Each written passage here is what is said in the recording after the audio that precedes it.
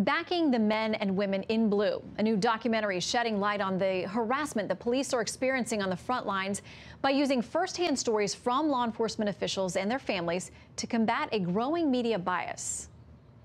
America's trigger-happy policing is back to the fore after an 18-year-old was shot. A suspect dying at the hands of police officers. Two police officers accused of beating to death a homeless man. Beaten and pepper sprayed. That their officers used excessive force. The troublemakers carried pepper spray and guns and were wearing badges.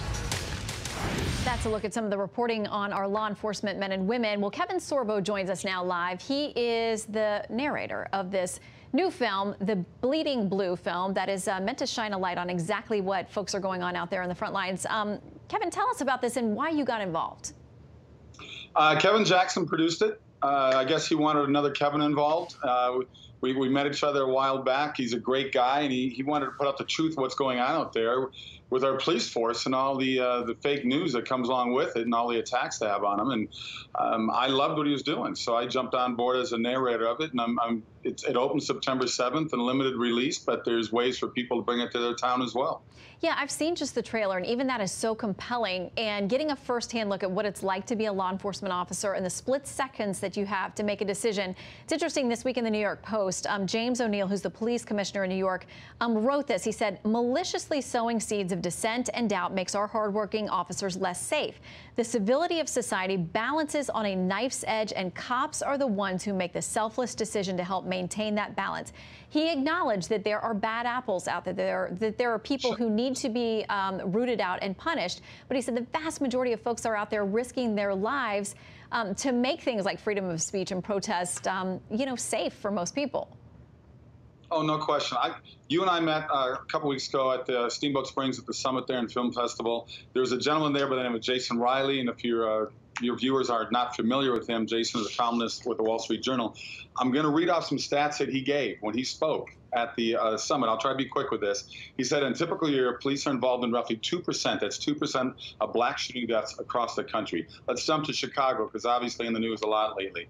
In Chicago, in the first half of 2016, there were 2,100 shootings, 2,100, 9 involving the police. For the year of 2016, 4,300 shootings. Almost all were within the black community. 99.5% carried out by civilians, not police. So, this is just another attack on the police and whatever else has to do with Black Lives Matter. Why aren't they going after what's happening in Chicago? That's just one example in one city. And you've seen the news out of there the last few weekends.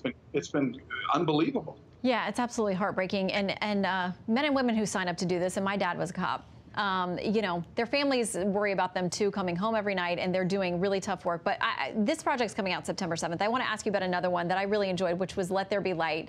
Sure. Our mutual friend and my coworker, Sean Hannity, had a lot to do with that film, and he turned me on to watching it. And I was really upset with him, as I told you later, that he didn't warn me I was going to need a lot of tissues.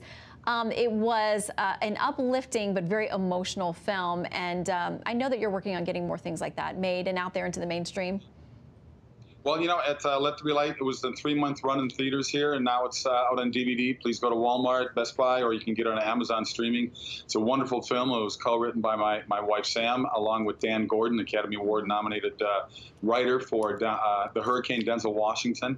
And, we have more coming down the pipe. I just finished directing one up in Calgary. It's called Miracle in East Texas. It's a wonderful true story based in 1930.